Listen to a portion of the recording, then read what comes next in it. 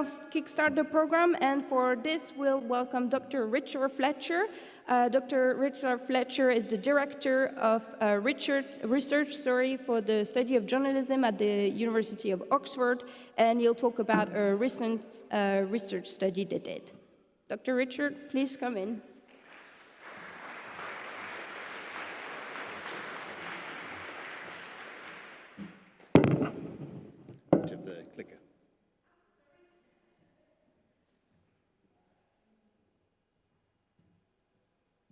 Right, good morning everyone. Very pleased to be with you here in Warsaw.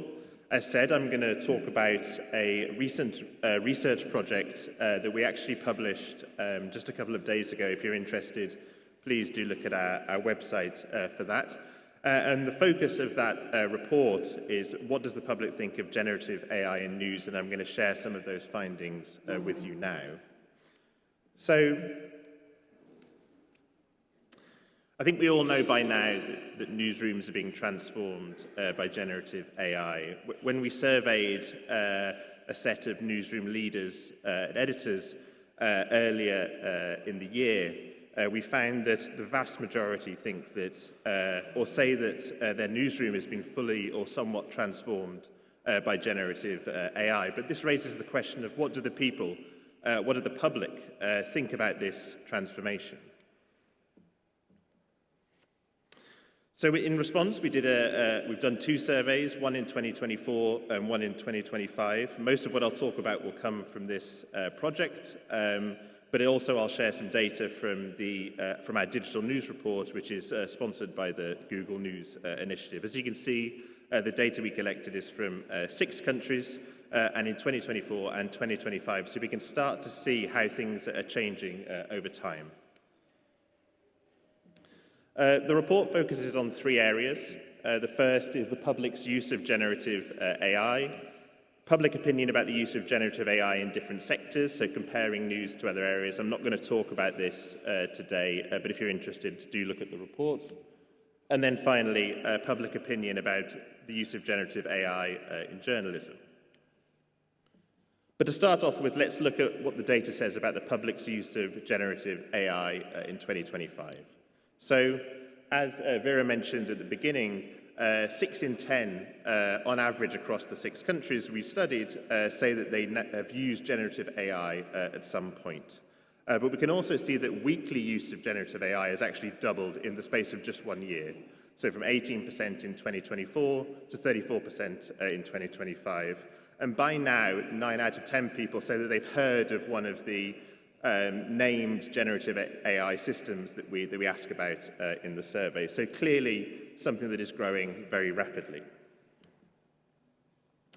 When it comes to specific systems, ChatGPT, 22% say that they now use it on a weekly basis, just ahead of Google Gemini and Meta AI. And you can see that the use of these tools has doubled again in just the space of 1 year. It's also worth pointing out that some of the tools that are perhaps known by experts or people who work with technology, like Perplexity and Claude, the use of these is still very marginal amongst the public. We can also start to ask about trust in generative AI. This is difficult because not everyone has heard of each of these systems, but if we look at the proportion who say that they trust and then subtract the proportion that say they distrust, we can start to see which tools are seen favorably by the public and which are not. And you can see a clear difference here between ChatGPT, Gemini, and Copilot at the one end, which more people say they trust than distrust, and Meta AI and DeepSeek at the other end, where distrust is more common. We've also seen in the last year how the sort of main use case of generative AI is starting to change. So in 2024, the primary use was creating media, so generating text, images, writing emails, that kind of thing. But by 2025, getting information has emerged as the key use case. So 24% say that they now do this on a weekly basis. Also interesting to see that using AI for social interaction on 7% is an emerging use case as well. As was mentioned earlier, when it comes to news, this is still something that is quite niche, quite marginal at the moment. So 6% on average across the 6 countries say that they've used generative AI to get news in the last week.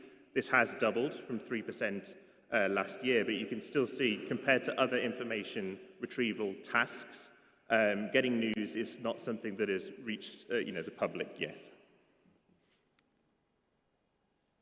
One interesting data point is that among the people who say they are using it to get news, it's not simply getting the latest news headlines. People are using generative AI around news in a variety of different ways, which includes, for example, asking follow-up questions, asking for summarization, even finding or evaluating a news source. These are the things that people are using generative AI for around news, in addition to getting the latest news headlines. I think even more interesting than that is that there are age differences around these different news behaviors with generative AI. So as you can see from the red bars, whilst asking for the latest news headlines is the main use case for older users, if we look at younger users in the green bars, we can see that younger people are more likely to use it to try and navigate the news or help them understand the news in some way. So younger people are more likely to ask it to find or evaluate a news source, make a news story easier to understand, or even ask a question about how the news media works. And this, I think, backs up some of our other findings from other research, which shows that for some young people in particular, news can be quite hard to navigate, and generative AI is helping them to do this. So that's people's use of standalone generative AI tools. I'm now going to talk a little bit about generative AI in search. So many of you will have seen the fact that people often now, depending on what country they're based in, will receive an AI overview if they ask a question. Often this isn't enabled for news queries, but for many general queries, we do see this. And when we ask people whether they've seen a response like this in the last week, just over half, on average, across the 6 countries, say that they have. And of course, if you think back to the earlier data, this actually means that this is a much more frequently encountered example of AI than using a standalone tool. We also asked people whether they click through to the links that are sometimes provided. This is, of course, a key issue for the news industry. Around a third say that they always or often click through, but interestingly, this is something that younger people say that they're more likely to do than older people. When it comes to the trust that people say that they have in AI responses, again, we see about half of people say that they generally trust the responses that they receive. This is much higher than the trust that people have in the responses from standalone generative AI tools, and you can see that the figures for trust are much higher than the figures for distrust. Again, interesting to see that for younger people, trust is slightly higher. Now, this gives us an overview of how people are using generative AI in a general sense in their everyday lives.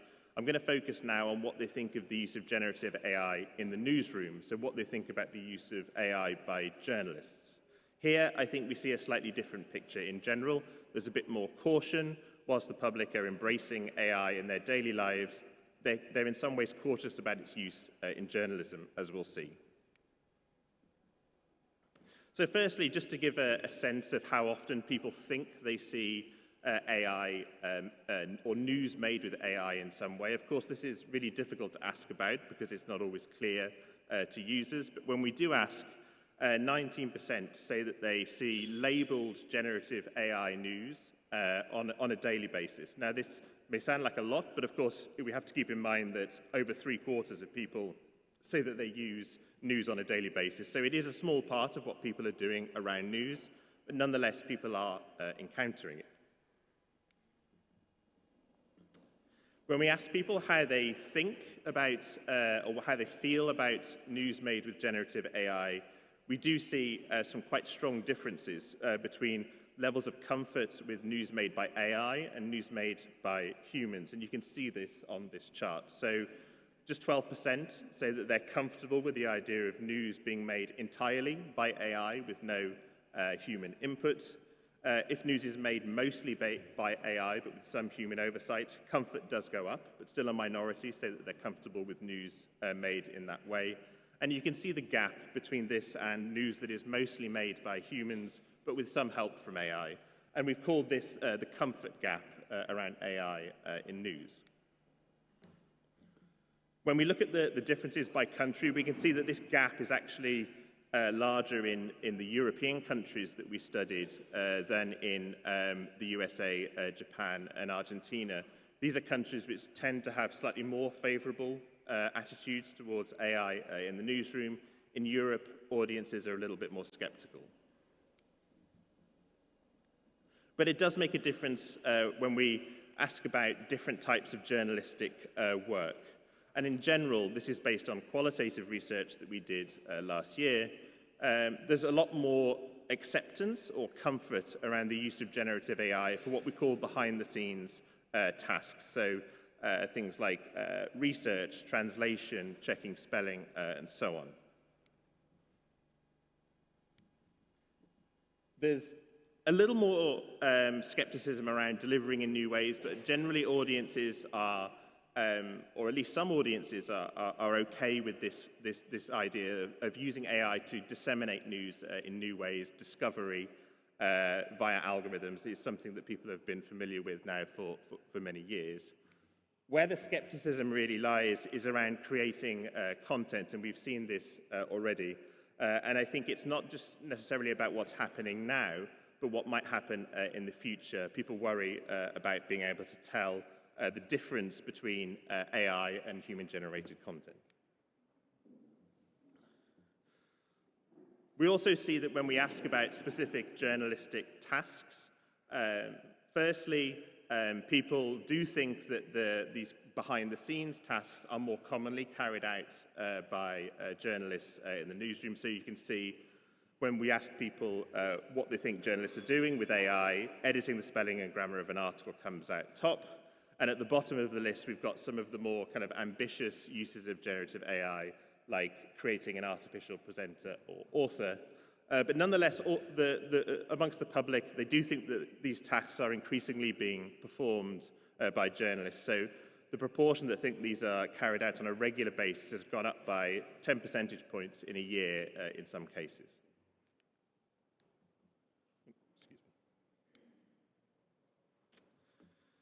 And what all this means is that people have a kind of mixed view on how this will shape journalism in the coming years. So what I'm showing here is the proportion of people who think AI will make journalism more of these, with the proportion who say that it will make it less subtracted. So it's the net difference. So what this means is that people think that AI in journalism will make news cheaper to make, more up-to-date and easier to understand, but at the same time, less transparent and less trustworthy as well. So there's clearly a mixed view about the impacts of generative AI, some positives, but also some concerns amongst the public. But I'd just like to end on this note, and it's that while this is true in general, people also tend to think there'll be large differences between how different news organizations actually use generative AI. It's not the case that people will always assume that news organizations will use it natively. It does, to some extent, depend on the brand, as you can see from this chart. So the proportion who say that there'll be large differences between outlets is bigger than the proportion who say there'll be small differences between how outlets use generative AI. And I think what all this highlights is that there's the importance of communicating with the audience about how AI is being used in the newsroom and for what purposes. So I'd like to leave some time for questions, so I'll just recap the key findings. So we can clearly see that the public's use of generative AI is growing fast. ChatGPT is the most popular standalone tool, but actually more people are likely to encounter generative AI via search, and information retrieval is emerging as the key use case, even if news is only a small part of that. Then, on the public opinion about the use of generative AI in journalism, we see that people are still cautious about the use of generative AI in the newsroom, especially for content creation tasks. Opinion has stayed roughly the same, perhaps hardened a little in the last year. And while people are not necessarily encountering generative AI news a lot, it's clear that opinion is being shaped by underlying trust. And again, this puts the emphasis on newsrooms, I think, communicating with their audience how they're using AI.